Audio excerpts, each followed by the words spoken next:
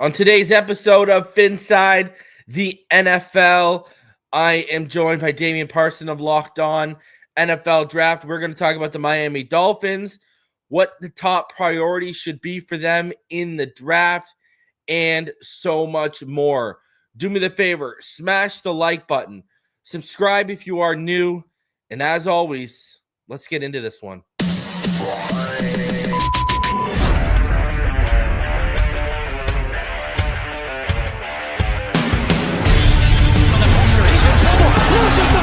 Touchdown!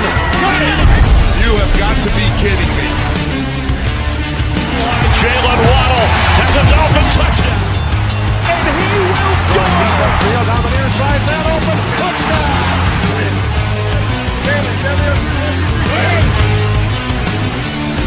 The run from Tua Tagovailoa. Touchdown! He's going deep. He's got it over the touchdown. He's in.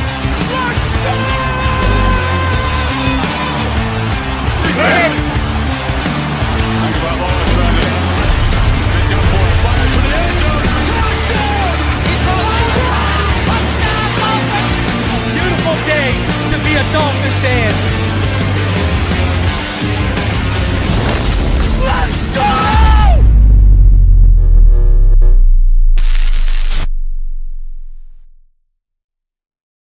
What is good, Fin Nation? What's good? It's your boy Reason. We're back here for another one as we continue to bring you the best draft coverage in the Dolphins community. And today we've got Damian Parson on from Locked On NFL Draft. Appreciate you for taking some time out and coming through, sir. No, real problem, man. Let me tell you, that was probably the dopest intro that I've been a part of. Like that was a fire intro video. I love that. Appreciate it. You know, some when I have some Miami journalists on, sometimes some of them say, "Yeah, it's too long. It's too long. Reason, cut it back." And I'm like, man, the chat loves it. It gets them hyped up. What can I say? You know, they tell me all the time, so I appreciate it. So let's get into this because, hey, man, I mean, you're watching from afar the Miami Dolphins implode. Let's start off with the most recent thing. Before we get into the draft implications, just your thought as a football evaluator and a football fan on the Jalen Ramsey situation. And let me ask you this one. Does it kind of send off a big red flag to you that he kind of wants out this quickly after Armstead and Calais Campbell and the Tyreek Hill and stuff? Where do you view that stuff? Yeah, it is a little odd, right? Like, just to see a guy that's still playing good ball, that's still capable of being a star in the secondary for a team that needs that. You lose Javon Holland to the New York Giants and everything. This is a big blow to have to potentially lose a Jalen Ramsey. Yes, you can get recoup picks and different things of that nature, but I wouldn't want to lose a guy like this. And it just gives you an odd vibe, an odd feeling of like what's really the cause to that. Like Armstead, we kind of knew that eventually he was going to retire. Like, I think he's been hinting at it for the last 2 years or so and everything. So it wasn't a shock to see him, but like I said, to lose Holland, the Armstead, the Tyreek Hill stuff that, comes and goes every other offseason with him. And now the Jalen Ramsey, a guy that, has just matured over his career and it's just all about his business, his family, everything else. It gives off a weird signal. Like, I'm not sure exactly what has been the reason or what causes it, but now it opens up an even major hole potentially at a very important position. So the Miami Dolphins heading into the draft, they have clear needs. They don't have a running mate for Zach Sealer. Even if Calais Campbell was going to return, the rumblings were they were still going to go into this draft and look for a defensive tackle, at least one. Now they might have to double up. Obviously, Ramsey leaves a big void at corner. Cam Smith hasn't turned into the guy the tape said he was coming out of South Carolina. And, Storm Duck, and Ethan Bonner are your best options next to Kidder Kohu right now. And then the offensive line is kind of a mess. Liam Eichenberg and Larry Borum are like projected to start at left guard right now next to Patrick Paul. Aaron Brewer's in the middle. Yeah, you're bringing back James Daniels, but he's coming off an Achilles injury. And Austin Jackson, he stays healthy less than Tua Tagovailoa.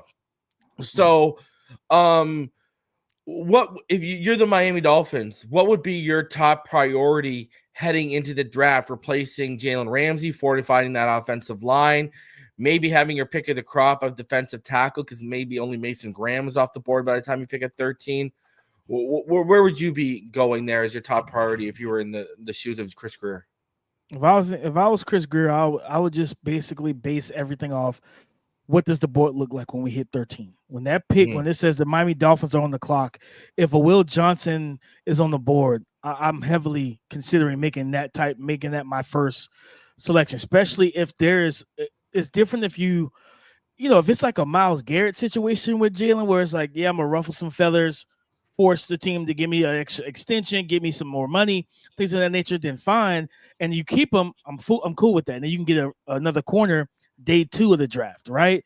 But if there's real smoke that he might be out of there, either during the draft, after the draft, what have you, then you definitely look at Will Johnson if he slides down the board to you, because a lot of people don't know there are teams and scouts that kind of think the way fans do when it comes down to the 40-yard dash stuff. They're like, oh man, like, was he hiding? Like, why? Instead of just trusting what you see on tape, this isn't a guy that gets beat vertically a lot. And then, we talked about this on the Locked NFL Draft podcast. I believe it was I think it was earlier this week, may have been. And we talked about Will Johnson. And it was just a simple fact of the matter is, at the end of the day, man, I can mitigate a guy that, okay, he runs 4.5. Right? As long as you have the instincts, the ball skills, the football IQ, you can read coverages, you can get into your drops, pass off routes, things of that nature. The things I don't have time to teach you. One thing I want fans to understand, the NFL is not a developmental league. Like the practice time is shorter, hitting is short, is slimmed down with the CBA. These guys and the coaches' jobs now is just getting you game ready. They don't have as much time to make sure that you are mentally like developing the way that people mostly used to think back in the day. Yes, but now not as much. So a lot of the mental development is usually on the players in the offseason on their own to train and work and get better. So for me, it's like I can mitigate a guy that runs a 4.55. Yeah. Off ball. You know what I mean? I can play him off ball, different things like that. Keep a safety over the top. Plus, I'm worried about the 40 as much, man, because we're seeing teams run too high safety shells to take away the deep ball. I think there was a stat I saw that the yard, like the ADOT or yards per attempt nowadays for most quarterbacks is less than 9 yards per attempt because of that fact. Their defenses are making you dink and dunk your way down the field. So I don't care. I'm not stressing about that, because if I'm playing too high, I can play 2-man under. I can play cover 2. I can play cover 4. I got 2 safeties deep, so I can kind of cover that. So if I'm Greer at 13, all based on who's on the board, and now Walter Nolen, who's my IDL2 out of Ole Miss, I would, because that losing Christian Wilkinson and not really being able to fill that void that he, with him being there, like you said, having Seiler and not having somebody right beside him, I think Walter Nolen would be a great fit. A guy that can play that 3-tech, 4-eye role. He can play some 2-eye as well, but strong, physical, quick twitch off the ball.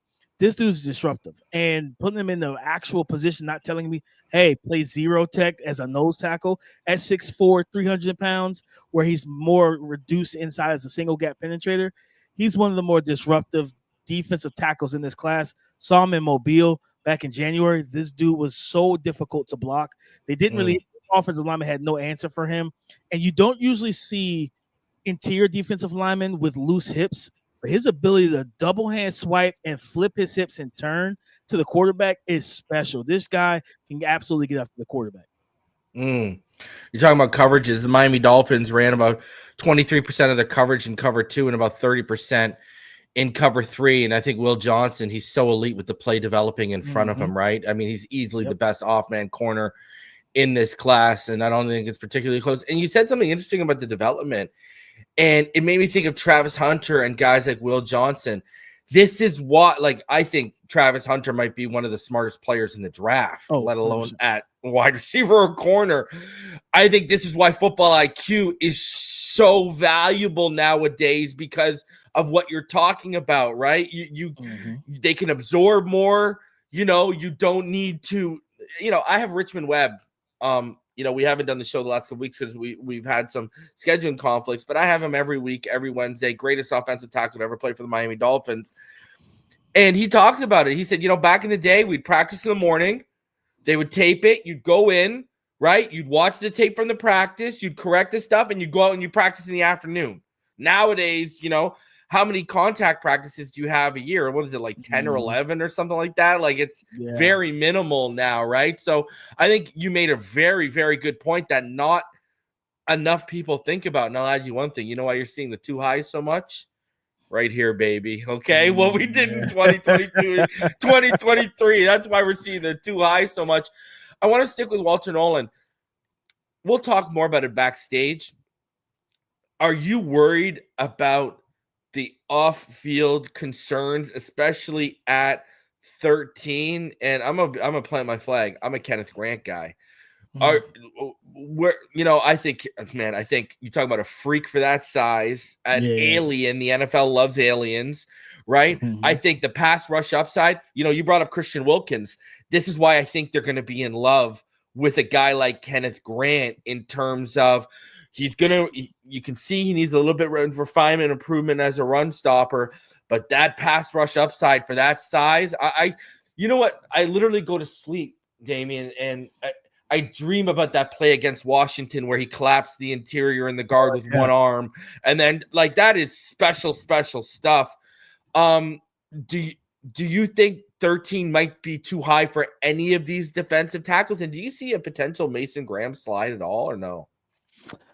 No. Mason Graham, I don't think we see a slide. I think a lot of stuff, the arm length stuff is a really good, fun talking point during the dog days of the draft cycle when there's nothing going on and things of that nature. But when you turn on the tape and you watch that Michigan defensive line, this dude wrecked games. And he was the guy that opposing offensive lines was like, we can't let Mason Graham get one-on-one. We can't let him disrupt and reset this line of scrimmage. I remember watching the Ohio State game. And they left Kenneth Grant one-on-one, but they ran away from him and tried to double team Mason and tried to run at him. And he plugged two gaps. And it's like, for me, when anytime I'm watching guys, same thing with speed.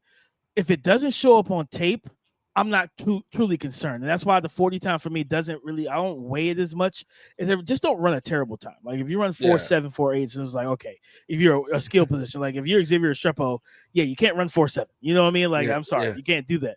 But like 9 times out of 10, I don't value it as much because I'm a play speed, field speed over testing speed. Because what goes into play speed is instincts, is actual, are you reacting? Are you reading and reacting, or are you thinking? Because if you're thinking, you're not moving at the speed of your fast twitch muscles. So if you're a guy that is, when you see guys play at their full speed, that's why it's such an oxymoron when you hear, I play faster than the game slow down. So because now you're not thinking, you're just playing the game. So you're trusting what you see and you're reacting to it. When you see something and you're not reacting to it, and you're thinking, I don't know if I trust that. Now you can't play at your speed. So for me, it's like I look at Mason Graham. I think he's gonna be fine. I think he's off the board, top 5. I think he goes to Jacksonville. They have a need at defensive tackle. But for me, I think 13 is not too high for any of these. Walter Nolen, the off-field stuff is. I think from what I heard was like people will question his buy-in and different things like that. And my response to that is this: you watch Ole Miss's defense. They play a slanting defense. He's playing 0, 1, and 2-eye. He's 300 pounds. They're 330 pounders playing defensive end. If that's not buy-in because you have me playing the wrong total position, I don't know what is. You know what I mean? Like when I'm supposed to play 3 tech and 4-eye and I'm taking on double teams and different things like that, and you have the 330 pounder playing defensive end. Yeah, we have a problem here with our alignment, but nonetheless, he did what the coaches asked of him to do. Hey, slant, blow up the guard, be the surge penetrator on those twists and stunts, let the other guy loop around and get the sack. And I said this on the pod, it's like basketball for me. It's like you got the assist and you got the hockey assist.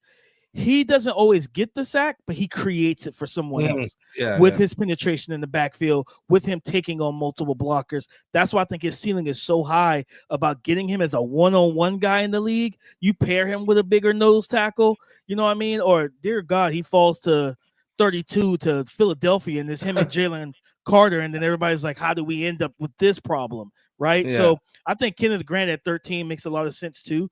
Chris Greer just has to really survey the board, stack it how they want it, who's their highest guy, and at 13, make your pick of the litter. Make that pick count. So then, because that pick is going to determine the rest of your draft. Because if you go a Will Johnson or a Kenneth Grant or Walter Nolen, okay, D tackle sliced off the board. We're good here now. We're fine. Now, what's next? Corner, O-line, receiver. And then you start looking at the depth at each position group once you get to your next pick. And you say, all right, do we think this guy is going to fall to us in the second round? To us in the third round? You start having those discussions in the war room.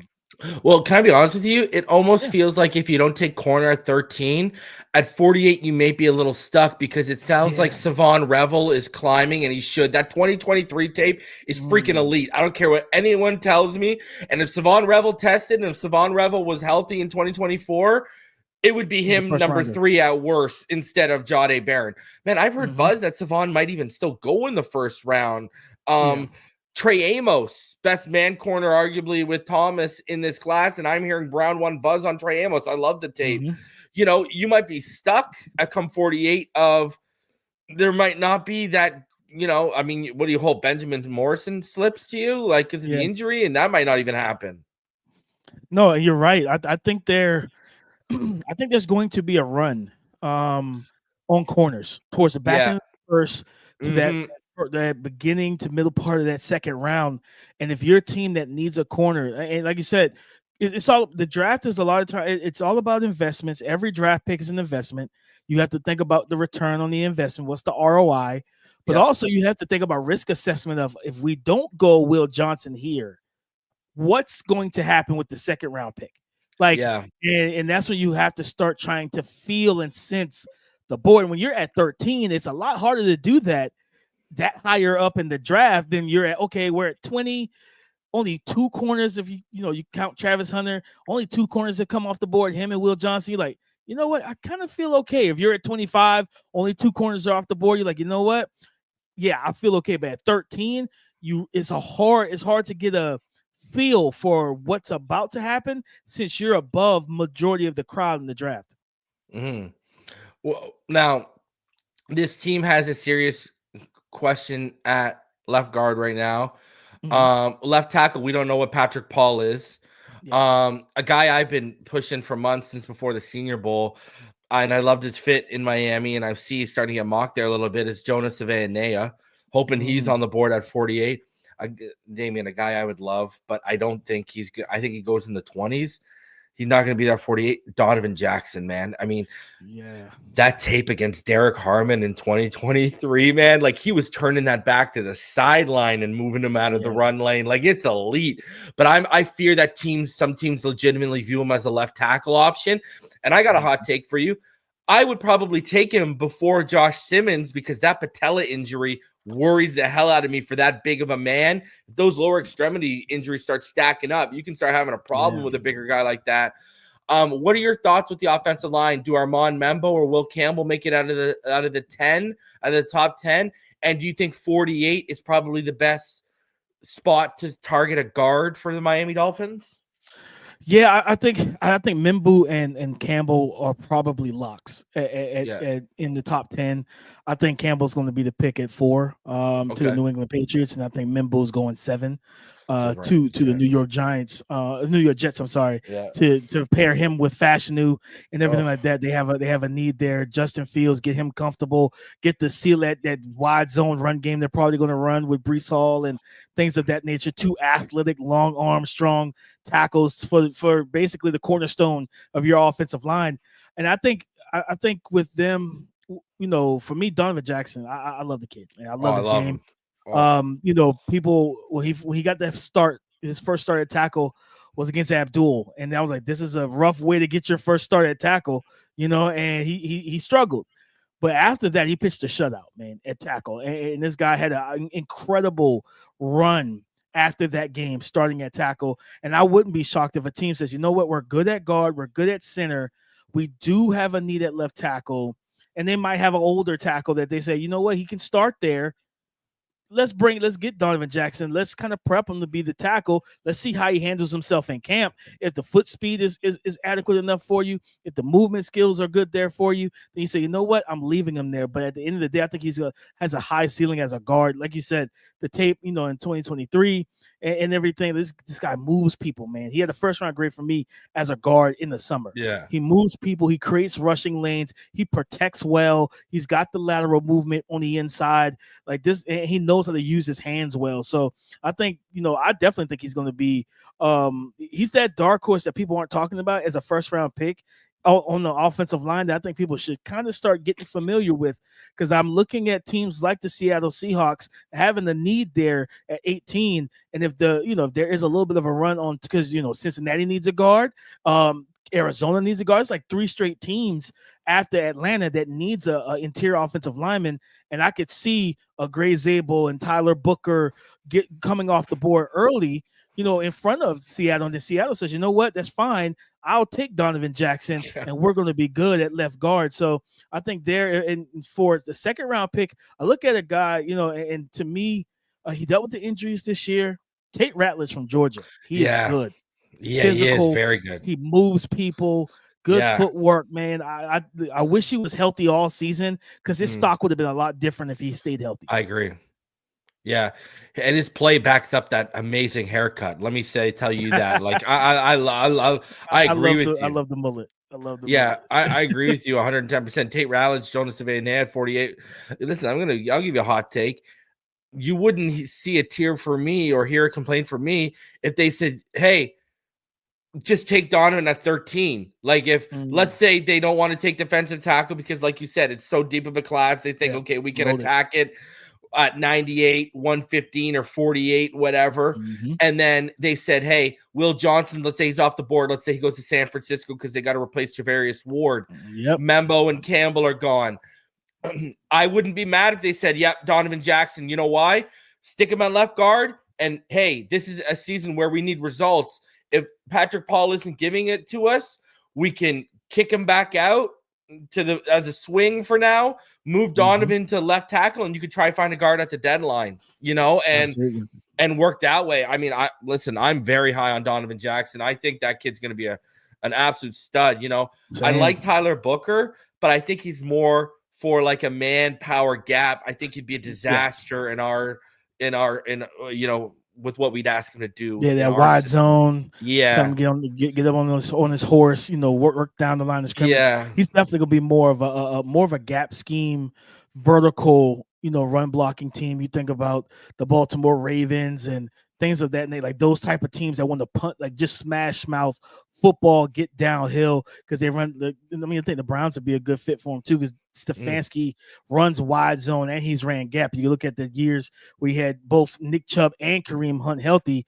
Depending on who's in the game, he ran a different scheme, because it ran different concepts, because Kareem was more of the downhill gap guy while Nick Chubb was more of the wide zone. So just being able to be diversified like that is always good. But I don't think Booker would be a good fit for you. I think Gray Zabel would, though. Yeah, out of North Dakota State, athletic. He's got good hands. He's strong, good footwork. A guy that is athletic and nimble enough to work laterally, sideline to sideline. But then also he gives you 5 position flexibility, to where he can play guard, both guard spots. He can play center, and then if your tackle goes down and you're like, man, we need that swing, he can be a swing tackle for you as well. And this guy he had one of the best performances at the Senior Bowl. Like those defensive linemen were in for a day when they lined up 1-on-1 against Gray Zabel. He was shutting a lot of those big school guys down. And I just look at him as like, man, I think he should be viewed as a first round lock for me. These teams that need interior offensive line, I think Cincinnati should absolutely be on top of that with Gray Zabel, because they play so much spread and open concepts with Joe Burrow, shotgun. You need a guy that can live in that, a guy that can live being able to handle that, man. And I just that's a guy I really like. I really like Gray Zabel a lot, man. The Miami Dolphins, they added Zach Wilson as a quarterback 2. They don't have a quarterback 3. Greer said they're going to turn over every stone a couple months ago, and including the draft. Listen, I've been a Jackson Dart guy all year. Back in August when I was pushing Jackson Dart, I thought we could get him in the second round. now there's legitimate first round discussion. I mean, they should have hinted onto it when he was in the Heisman discussion, but anyways. Yeah. What are your thoughts on the quarterback class? The Dolphins have 4 picks between 116 and 155. They also pick out 98. They're one of the teams I've also been warning my fan base, the fan base since August, that they're going to be a team that really loves Quinn Ewers. I talked to a reporter out of Texas who was at the Pro Day last year and at the Pro Day this year. He said when all the pictures were coming out with McDaniel standing with Xavier Worthy, McDaniel was all over Quinn Ewers at the Pro Day last year, apparently. I'm a big Kyle McCord guy. I like Curtis Rourke and the competitive toughness. I'm a day 3 sleeper development guy that I like and I would get my hands on.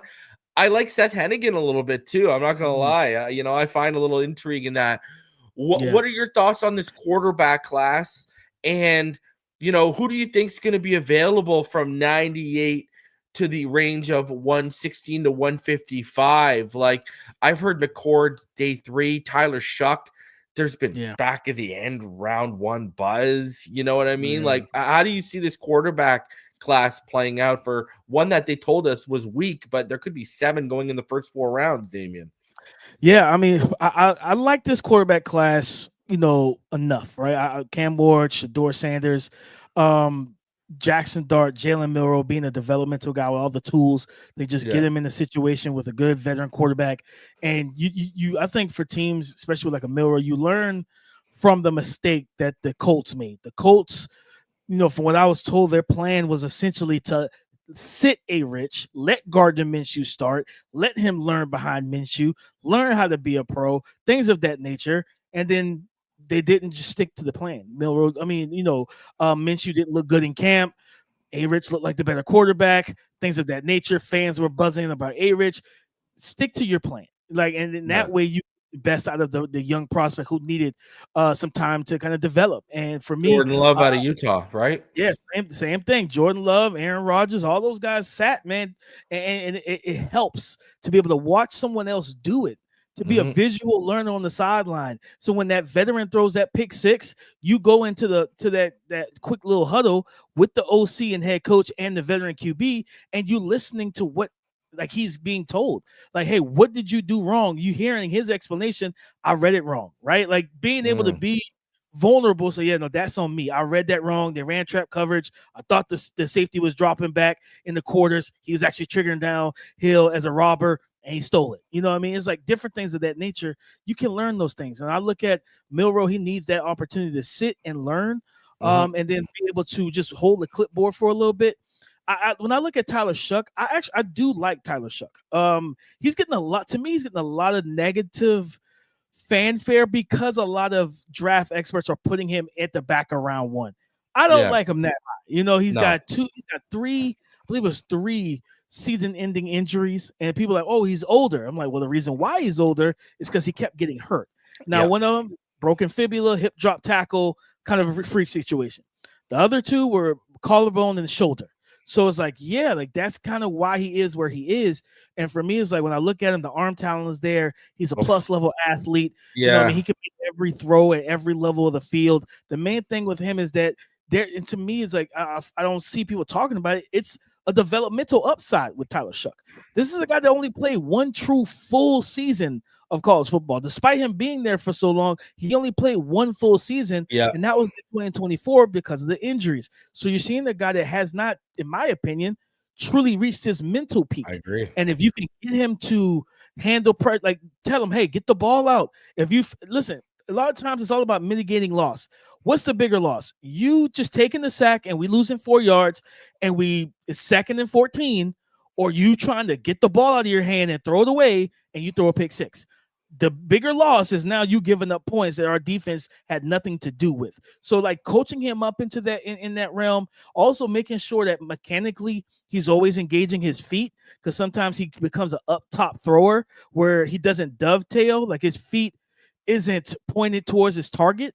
If you can then get him consistent with his mechanics, he's accurate. Like, he can throw the ball. He makes NFL reads. That he reads the full field too. Like at Louisville, they give him open concepts where you got to go 1 to 2 to 3, and it's all across the field. And sometimes I've seen him go to 3 and come back to 2 in the middle and bang a in cut.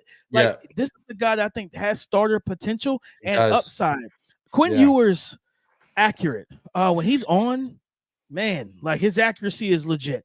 And when he's on, his accuracy is up there with Shador's. Like, he can put it where he needs to put it. The problem is the pocket presence with Quinn. It's like, Quinn, your internal clock has to be quicker, right? You saw it against Ohio State. Jack Sawyer getting the strip sack late in that game. Different things that, like, you see it so much with him. Like, he put this tackle against Georgia. He's put his tackles in compromising positions because he's not moving in the pocket. He's not feeling the rush. And it's like, you can't sit there forever. So I look at Quinn as like, if you get Quinn in a situation, I think he would fit and bring a nice backup potential future guy behind Tua Tagovailoa, especially with Tua's injury history. You need a guy that can come in and still carry this passing attack, not just be able to, like Snoop coming in and be able to run the ball and be a okay passer. You need a guy that can throw the ball accurately to your weapons. And one guy I think will be a sneaky fit here to the Dolphins, definitely in day 3, 5th round, somewhere in there. Riley Leonard out of Notre Dame. And I think with Riley, Notre Dame, he didn't have a lot of receivers, and I get it. They used him like mini Tebow, and it was like 15 carries, like almost a game, 15, 20 QB carries a game. I think you get him in this Mike McDaniel offense. He's got a good arm. I saw him down in Mobile. He can sling it. We all know he's mobile. He can create on his own. He can run the QB design stuff, but also he throws and layer passes well when he's in rhythm and when he's protected. I think this could be a guy that, Mike McDaniel says, you know what, it's a little project for me. Get him in the 4th, 5th round, and I think you can get some stuff out of him, and he could potentially be a starter for you. Yeah, I'm out on Riley. I'm also out on Dylan Gabriel. And I feel like they would view Dylan Gabriel as a pretty good fit for what they want to do in this offense. Lefty. Yeah, well, and just from he's like, Shador. Okay, look at it this way. Everything that Tua does great and people label as a superpower, from the accuracy, the anticipation, the time, and the placement, I feel like Shador is the light version of all those things. And then I feel like Dylan Gabriel is like the super uber duper light version of those things. You know what I mean? But honestly, I mean, you said you were a fan of him. I think Kyle McCord could do those things that are required in this offense too. Attack the middle of the field, layer passes. He got the accuracy on the short to intermediate levels that you like to see. Yeah, and he's got a little bit of a rocket to that arm. I was gonna ask you. I got 2 more things I want to ask you before we get out of here. Safety. We brought in Ifeatu Melifanu. Yeah. We brought in Ashton Davis. They drafted Patrick McMorris last year, who you had to go back a couple years in the Patrick McMorris film to figure out why the scouting department was so high on him, right? And he looked more like the player from 2022 last year in the preseason before he got hurt. That safety room is a big question mark. Javon Holland's gone. They love their Georgia players, right? In Miami. Malachi Starks could be another sleeper at 13. I heard they're super high on Nick Emanawari. A sleeper I like in this class. I like Hunter Waller a little bit, man. What are your thoughts of this safety class? And do you see that as a potential sleeper pick for the Miami Dolphins, given the shakiness in their safety room right now? Yeah, I think it is a sleeper pick, especially at 13. Getting the Malachi Starks would be a home run. This guy can play the nickel. He plays on top as a free safety. The ball skills, the instincts, the football IQ, the ability to feel and read. And Keith, my co-host on Locked NFL Draft, he coined this phrase, making wrong things right. And Malachi Starks can erase bad play, especially playing too high coverages. Like, he's the type of guy that he's going to be able to bait you into that throw as a quarterback. He's going to open those hips and he's going to be tailored over there and make the play. Right? He's got receiver type of ball skills. This is one of the best defensive prospects in the class. So being able to get him at 13 will be a great fit. Nick Emanawari is just a freak of nature. I was at the South Carolina Pro Day. I saw him up close and personal. Yeah, he's every bit of 6'4", 220. He moves well, long arms, catches the ball well. I think for him, it's going to be really just simplifying the game early. I felt like South Carolina had him thinking a lot, as we talked about, earlier with play speed and testing speed. Is the raw athleticism is elite. He's like an alien in a sense, right? Now let's simplify his role, have him read things to allow him to play fast early on. And I think that's where you can really get him. And then you got to kind of coach him up with his mechanics as a tackler in space and at the line of scrimmage. He's, for a big guy, you want to see him hit, strike with more power, hit with more pop and things of that nature. And I think if you can work those things out with him, you're going to have yourself an absolute stud at the safety position. But then on day 2, man, you think about guys like Xavier Watts from Notre Dame. Kevin Winston Jr. got hurt. But if you turn on the 2023 tape, this guy's good. Athletic. He's got the size, instincts, and processing is like it comes and goes a little bit. I think that's more so with the reps and everything. So it's like, man, the more he plays, you expect him to see it better, see it faster, trigger faster and quicker. And one of my favorites, man, this is a guy I talked to personally. Andrew Makuba out of Texas. Love him. He's my safety 3. This dude, versatile. Yeah. You talk about Billy Bowman and the Brian Branches and all those guys. Those guys can play safety and nickel corner. I always say, go back. Living in South Carolina, when that 2023 season when Clemson faced Florida State, Keon Coleman, Johnny Wilson, and those boys.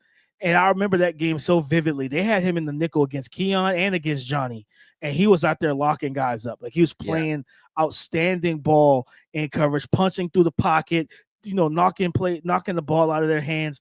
And this is for a guy that's probably 5'10", 5'11", against a 6'3", 6'4", and a 6'7", 6'6" wide receiver, and he's not giving anything up. He's super competitive. He's a leader. He's a gym rat in terms of studying film and knowing where he's supposed to be on the field. You turn on the Georgia tape when they played Georgia both times, you see him bait like that at first game where Georgia came to Texas. He baited Carson Beck into a middle of the field throw that he intercepted. And it's like to work down the inside hash or that off the backside hash and then reverse field and get back to the opposite hash on the play side and make that play. Outstanding stuff. He's instinctive. You want him to wrap up better. He will strike. You know what I mean? You ask the Gunnar Stockton, the quarterback at Georgia in the SEC championship game. Yeah, no, you don't try to lower your shoulder as a quarterback against Andrew Makuba with a full head of steam. Like he's going to lower his shoulder, but this dude can cover. He can make plays on the ball. He's a leader, and he brings that just kind of that dog mentality to your secondary. That Ohio State matchup, him and Quinshon Judkins were jawing back and forth the entire game. Like they were talking to each other. Physical hits. I like Andrew Makuba a whole lot. I think somebody's going to get a steal with him on day 2. And like I said, this safety class is good. I think people got late to the party and watching film on this safety group, but this safety group is good. These are some good prospects. Yeah, I'm huge on Makuba. He's my safety 3. He's a guy I'm down with at 48. And I look at, hey, we took Brandon Jones. We got a little bit of a tie to safeties out of Texas under Greer. I'm hoping he watches the tape and loves it. And it's funny, you mentioned the tackling about Nick Manawari, and all I thought of was like, could be worse. He could be Billy Bowman when it comes to tackling. Okay. Man, I love Billy too. He's so competitive and he covers well, but man, he's small. I saw him in Mobile and I was like, yeah, he's small. He's small. He has short arms, the wingspan. I'm like, he doesn't cast a wide net as a tackler.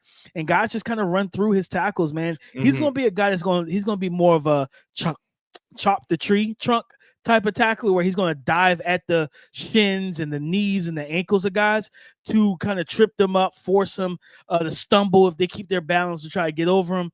That's more so what he's going to do. I don't see him being a super reliable tackler. He's going to be a good ball player in terms of making plays on the ball and covering. But, man, when they run at him, it's going to be ugly. Okay, so give me a deep sleeper you would tell Dolphin fans to watch, and tell everyone where they can find your work and what you got going on. Man, a deep sleeper, I would say go to the wide receiver position, and he fits kind of the mold just in a stretched out package at wide receiver.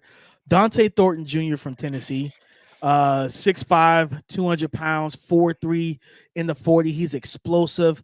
He catches the ball well. He's a physical run blocker, which I think Mike McDaniel will absolutely love to, you put on the tape. And when they call run plays, he's hunting those corners and he's digging those guys and he's trying to walk them off the field. He's physical in the run game.